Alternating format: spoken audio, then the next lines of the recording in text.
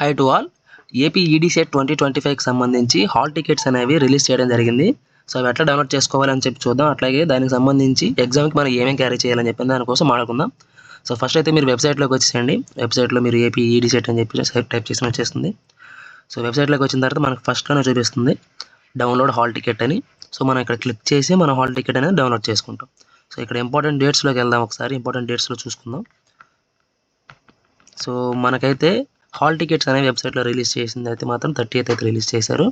So మనకి exam ఎప్పుడు ఉంటుందని చూసుకున్నట్టయితే జూన్ 5th అయితే ఉంటుంది. అది కూడా ఆఫ్టర్నూన్ 2 PM to 4 PM మాత్రమే ఎగ్జామ్ అనేది ఉంటుంది. సో ప్రతి ఒక్కరికి కూడా ఇదే టైంకి ఇదే రోజునైతే మాత్రం ఎగ్జామ్ అనేది అయిపోతుంది. సో దీనికి సంబంధించి మనకి ఆన్సర్ కీ అనేది వెబ్సైట్లో 10th నుంచి అయితే అవైలబుల్గా ఉంటాయి.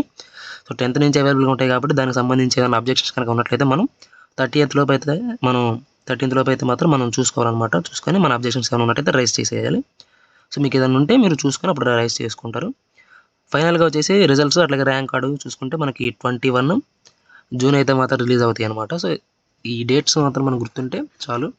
సో ఇప్పుడు హాల్ టికెట్స్ మీద ఇక్కడ ఒకసారి క్లిక్ చేయండి. దీని మీద డౌన్లోడ్ హాల్ టికెట్ మీద క్లిక్ చేస్తే మీకు ఇట్లా ఓపెన్ అవుతుంది. సో దీని లింక్ నేను కింద డిస్క్రిప్షన్లో ఇస్తాను.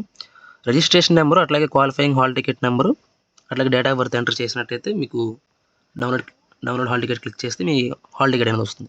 సో మీరు మీ హాల్ టికెట్లో చూసుకోండి మీకు ఏ సెంటర్ ఇచ్చారనేది. మీ సెంటర్కి మీరు ఐడి ప్రూఫ్ అయితే తీసుకెళ్ళండి. దాంతోపాటు మీ ఎగ్జామ్ యొక్క హాల్ టికెట్, ఐడి ప్రూఫ్, ఒక పెన్ సరిపోతుంది, ఇంకేం అవసరం లేదు. సో ఇవి తీసుకొని మీరు ఎగ్జామ్కి అయితే వెళ్ళండి.